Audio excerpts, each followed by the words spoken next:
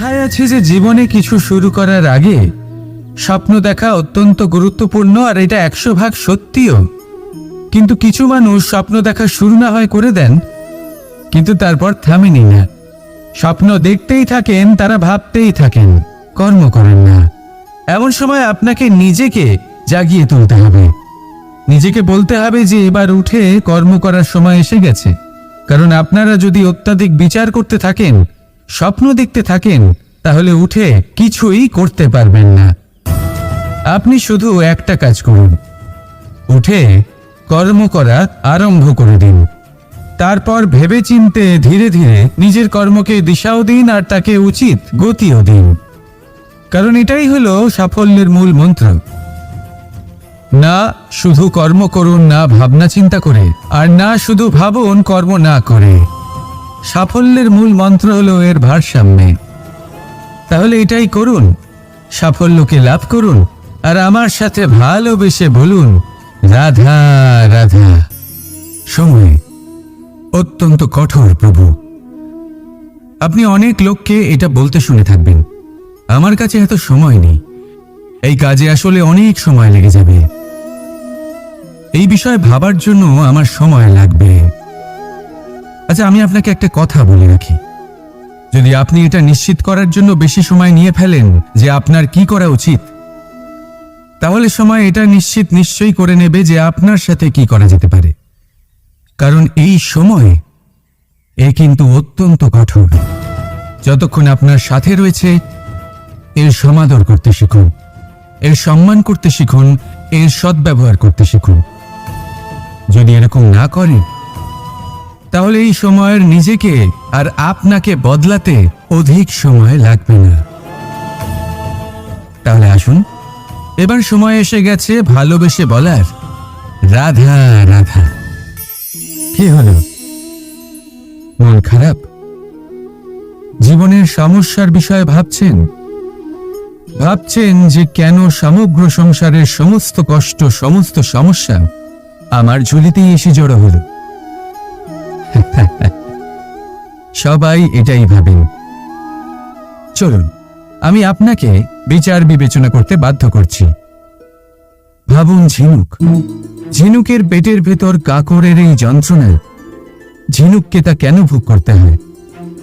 বটবৃক্ষের বীজ মাটিতে 7 হাত নিচে অন্ধকারে ঘেরা থাকে কেন?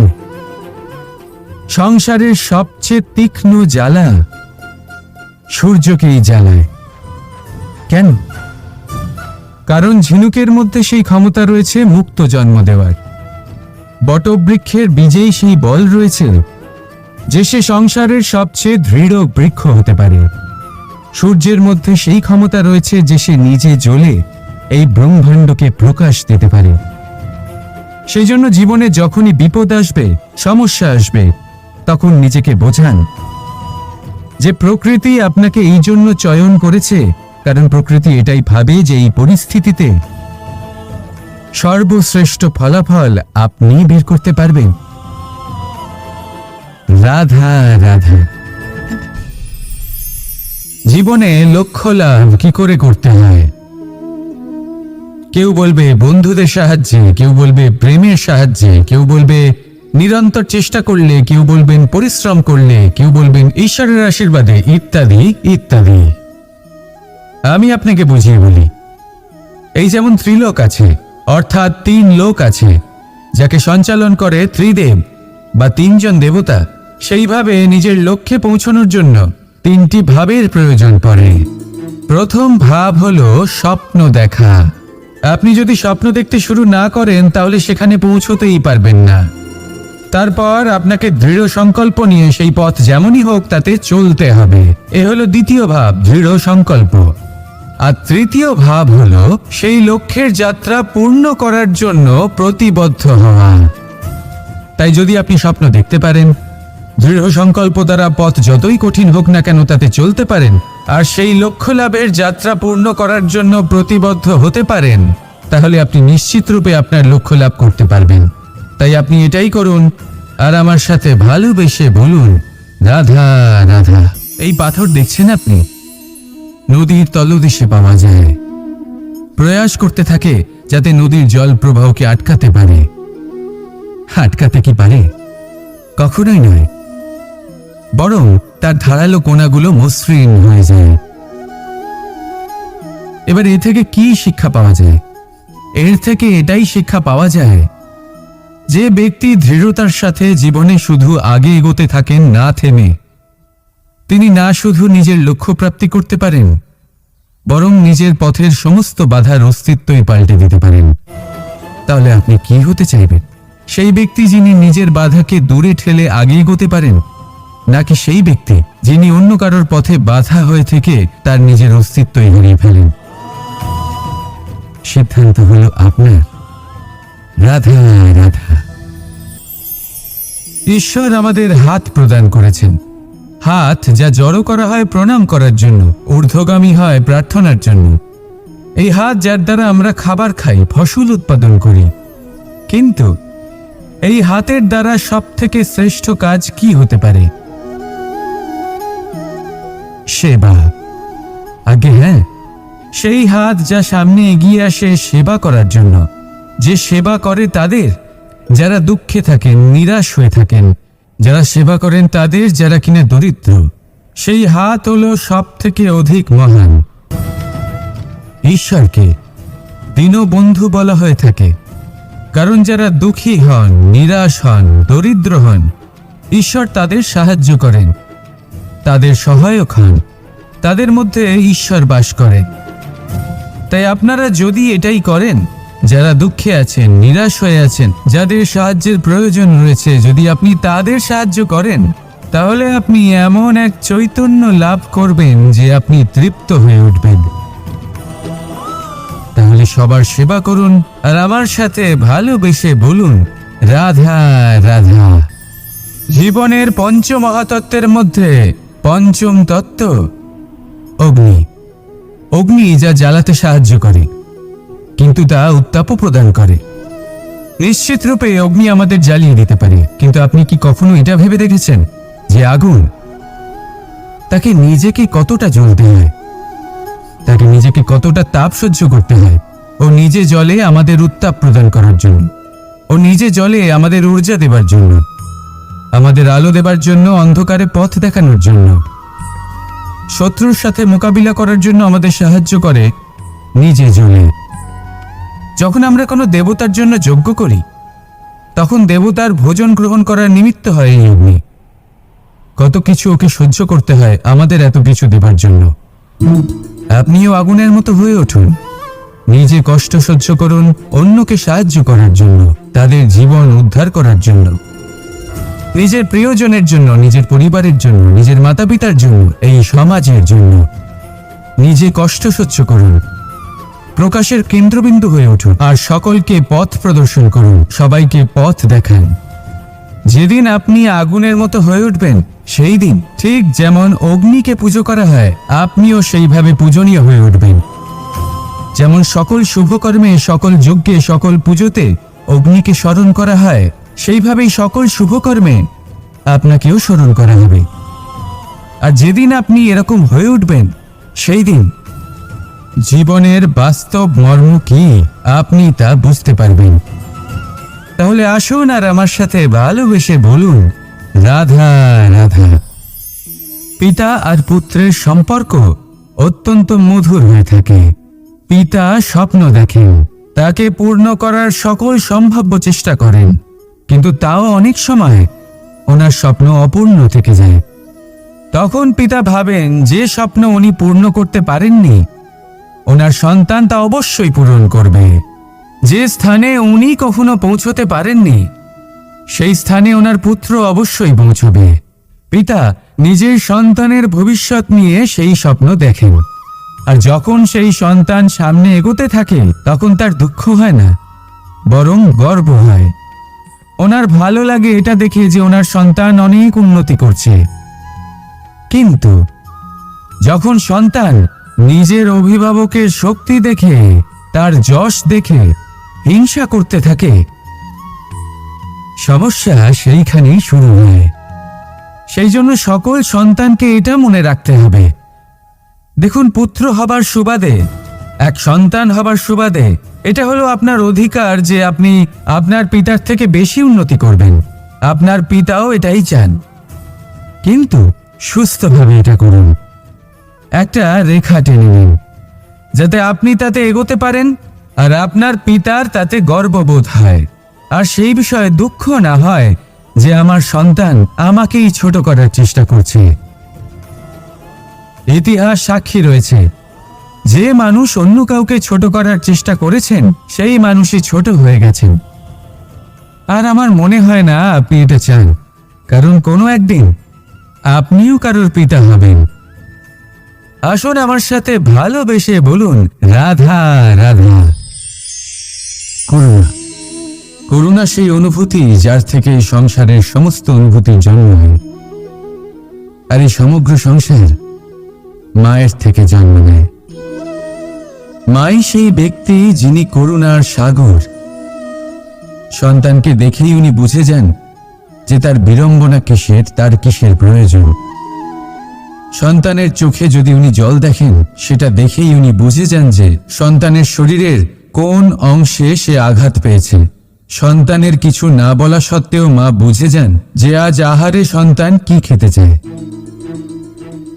ইনি হলেন মা। মা করুণার সব থেকে বড় রূপ। আর আজকের যুগে মানুষেরা জীবনে একটু এগিয়ে গেলেই মাকে পেছনেই ফেলে আসে, মাকে ভুলেই যায় তারা। এই ভুল আপনি কখনোই করবেন না, কখনোই করবেন না।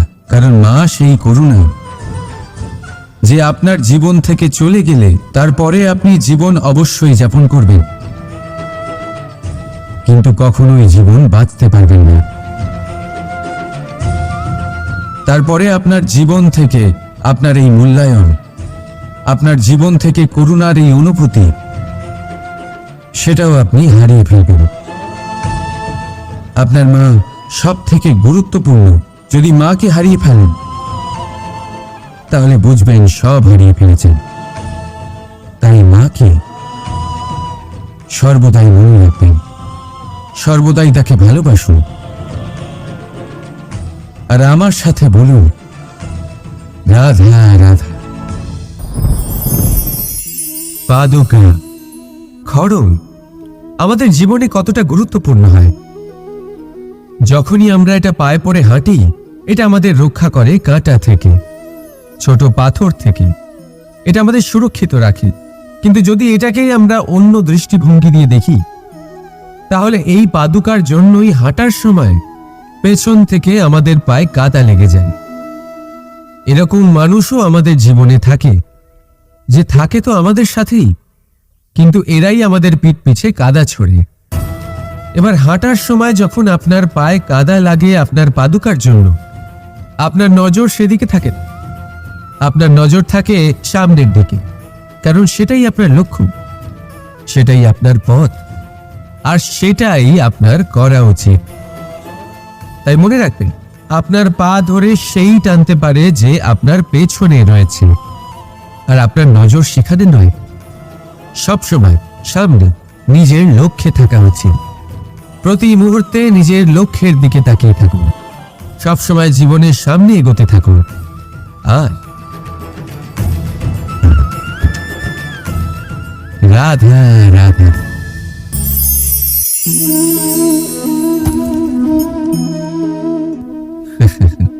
আপনি কি কখনো কোনো গাছের গায়ে পাথর ছুঁড়ে মেরেছেন?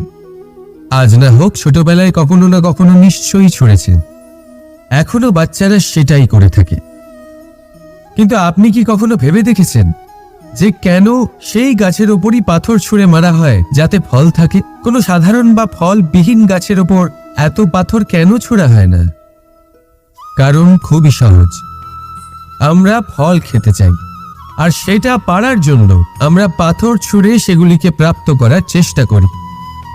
আর অন্যদিকে সেই গাছ এই পাথরের রূপে বিরোধিতা সহ্য করে, তবুও সেখানেই দাঁড়িয়ে থাকে যেখানে তার অবস্থান। সেই ফল আমাদের দিতে থাকে যা সর্বদা আমাদের দিয়ে এসেছে, আর সেই জন্যই সে আমাদের কাছে মূল্যবান।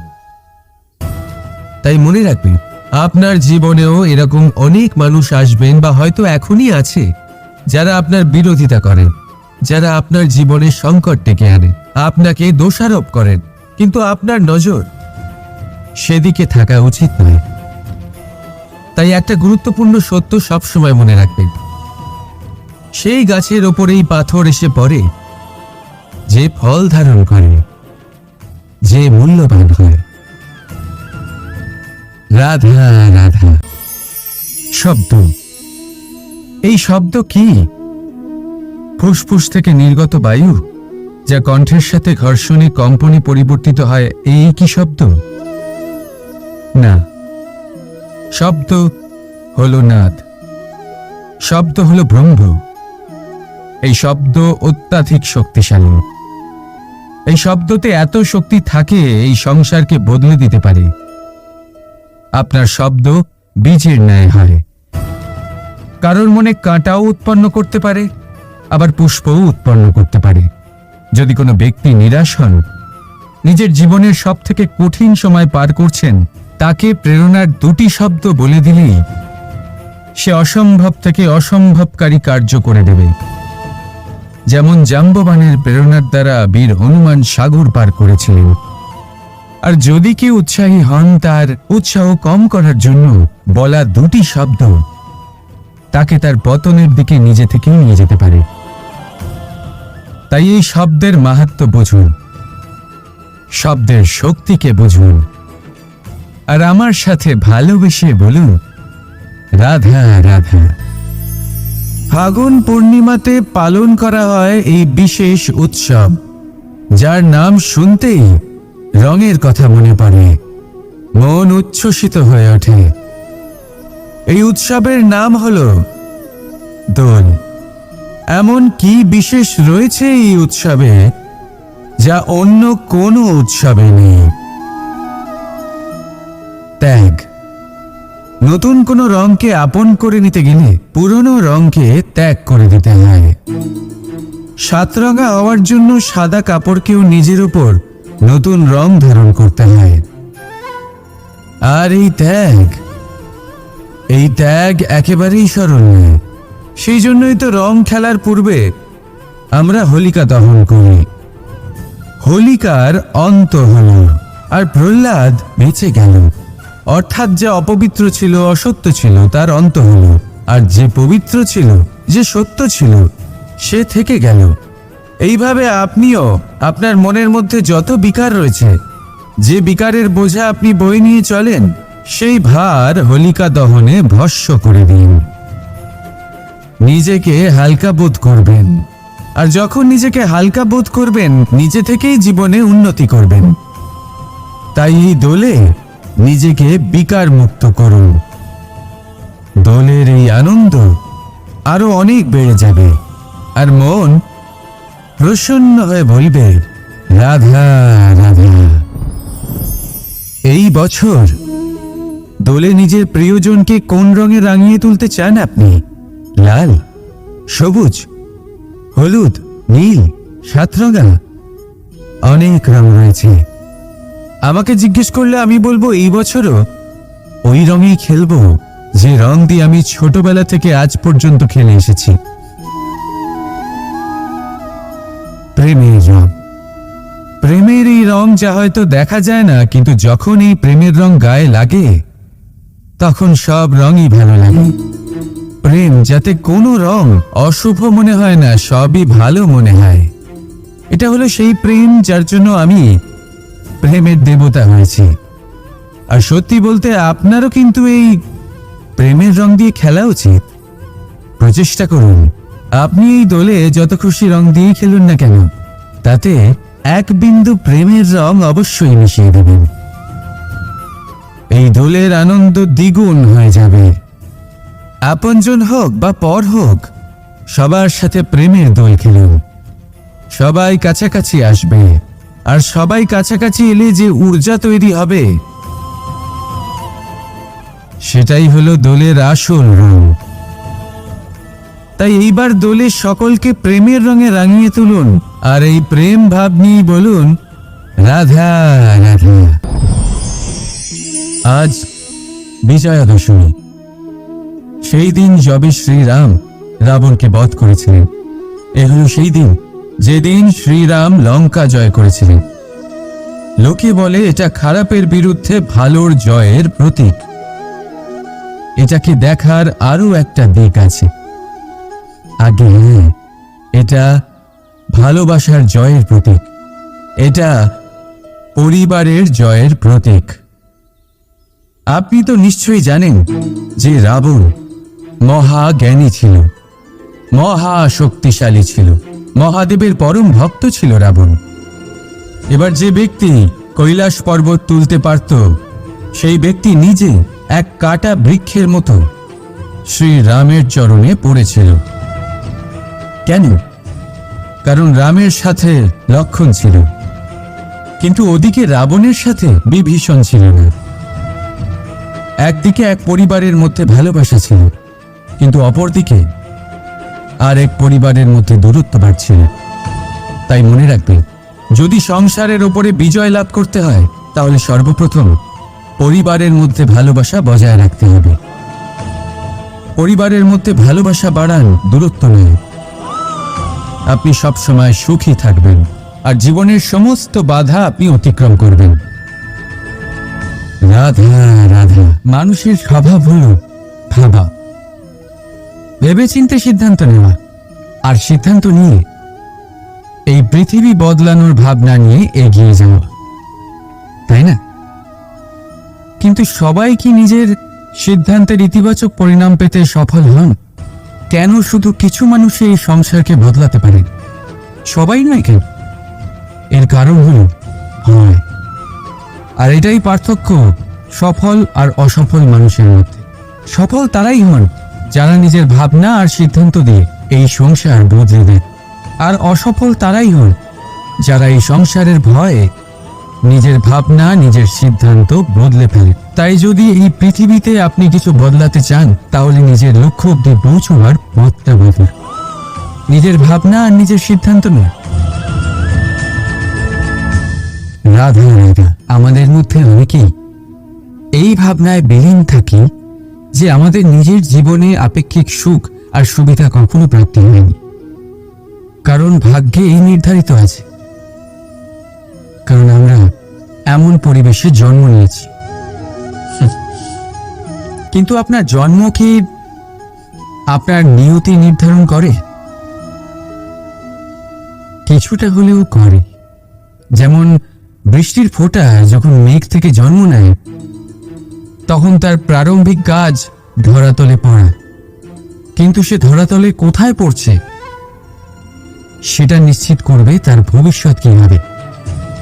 কলা পাতায় পড়লে কর্পূরের মতো উবে যায়, শক্তির মুখে পড়লে মুক্তয়ে পরিণত হয়, যদি বিষধর পান করে তা বিষ হয়ে যায়। জলকণা এক আর পরিণতি তিন। তাই পরিণতি আমাদের জন্ম নয়, আমাদের চয়ন নির্ধারিত করে। এই জন্য নিজের চয়ন ভেবেচিন্তে নির্ধারিত করুন। রাধা রাধা। যত্র নারীস্ত পূজ্যতে রমন্তে তত্র দেবতা। অর্থাৎ যেখানে নারীকে পুজো করা হয় সেখানে দেবতা বিরাজ করেন। আমরা এসব মানি, কিন্তু পালন কতটা করি? এবার আপনারা বলবেন, আমরা মেয়েদের সবার সামনে সম্মান করি, তার জন্মদিনে অথবা বিবাহ বার্ষিকীতে তাদের উপহার দিই, ইত্যাদি ইত্যাদি, কিন্তু এটা কি যথেষ্ট? এবার ভাবুন, একজন নারী নিজের স্বামীর জন্য, নিজের পিতার জন্য, নিজের পুত্রের জন্য, নিজের ভাইয়ের জন্য কি না করে, আর আমরা তাকে কি শুধুমাত্র একটা উপহার দিয়ে সন্তুষ্ট করতে পারি? নারীদের স্বর্ণ অলংকারের কোনো প্রয়োজন নেই, দামি বস্ত্রেরও প্রয়োজন নেই। তার চাই আপনার থেকে সম্মান, সকলের সামনেও এবং একান্তেও। তার চাই আপনার সময়, আপনার স্নেহস্পর্শ, আর একটু চেষ্টা যাতে আপনি তাকে বোঝাতে পারেন যে হ্যাঁ, আপনার জীবনে ওনার স্থান আছে, সমান অংশ আছে। তখনই আপনি বলতে পারবেন, যত্র নারীস্ত পূজ্যতে রমন্তে তত্র দেবতা। রাধা রাধা। অনেক সময় আপনি আপনার মাতা পিতা, আপনার হিতৈষী বা আপনার শুভাকাঙ্ক্ষীর মুখে এটা শুনে থাকবেন যে ওর উপর কুনজর পড়েছে, ওর কুনজর শোধন করো, এইটা করো না, না হলে কুনজর পড়বে, এরম সাজসজ্জা করো না, ওটা পড়ো না, পড়লে কুনজর পড়ে যাবে। আর কেউ কেউ এই কুদৃষ্টি দূরীকরণের উপাচারও করে। লঙ্কা পুড়িয়ে ধোয়া দেন, প্রদীপের আগুনে কুদৃষ্টি দূর করে, কালো টিকা লাগান, আরো কত কিছু করেন। ঠিক আছে, কিন্তু আমি কুনজর মানি না। আমি মনে করি যদি মন পবিত্র হয় তাহলে কোনো কুনজর আপনার কোনো রকম ক্ষতি করতে পারবে না। ঝড় এলেও শুধুমাত্র সেইবারই ধুলোয় দূষরিত হয় যার জানলার আবরণ দুর্বল। ঘূর্ণিঝড়ও কেবল সেই দেওয়ালই ভাঙতে পারে যার ভিত অত্যন্ত দুর্বল। আর আপনার ব্যক্তিত্বের ভিত হল আপনার চিন্তাধারা, আপনার দর্শন।